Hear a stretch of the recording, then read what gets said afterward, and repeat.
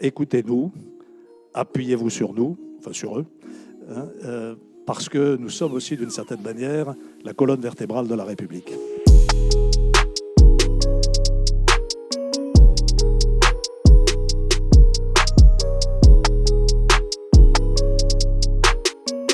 Monsieur le Président de la République, c'est un grand privilège pour moi que de vivre avec vous mes dernières heures de maire de Bordeaux, puisque c'est cet après-midi, pour les raisons que vous savez, que je présenterai ma démission à Monsieur le Préfet, qui, je l'espère, l'acceptera.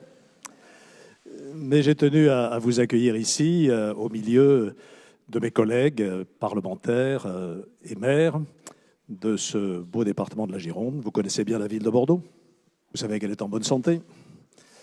On le lui reproche parfois, notamment le samedi après-midi depuis le mois de novembre dernier. Mais nous n'allons pas nous excuser. Vous êtes aussi dans une métropole qui a réussi sa transformation, son passage du statut de communauté urbaine à celui de métropole de plein exercice.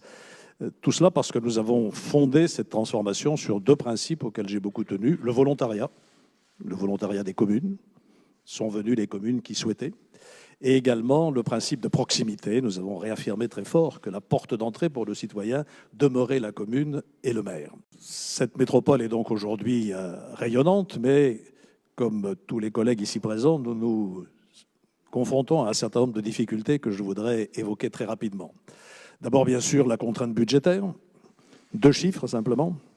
La part des dotations reçues de l'État dans le total des recettes de notre métropole est passée en moins de 10 ans de 34 à 17%. C'est un séisme budgétaire. Deuxième contrainte, bien sûr, la complexité et l'instabilité des dispositions législatives, réglementaires, administratives auxquelles nous sommes quotidiennement confrontés. Beaucoup trop de choses continuent à remonter à Paris, alors que nous avons, avec une administration préfectorale bienveillante, un dialogue qui sait être constructif. Je n'arrive pas à comprendre, en particulier, pourquoi le grand port maritime de Bordeaux, qui n'est plus grand que de nom, doit continuer à être géré par Paris. Je pense qu'Alain Rousset est candidat pour reprendre des responsabilités dans ce domaine, et je me prends à penser que nous le ferions peut-être mieux que les bureaux parisiens. Voilà.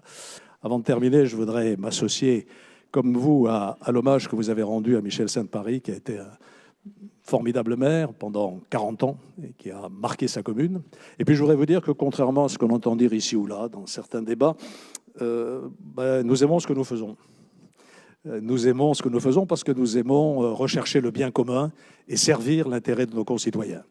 Alors écoutez-nous, appuyez-vous sur nous, enfin sur eux, parce que nous sommes aussi d'une certaine manière la colonne vertébrale de la République. Merci.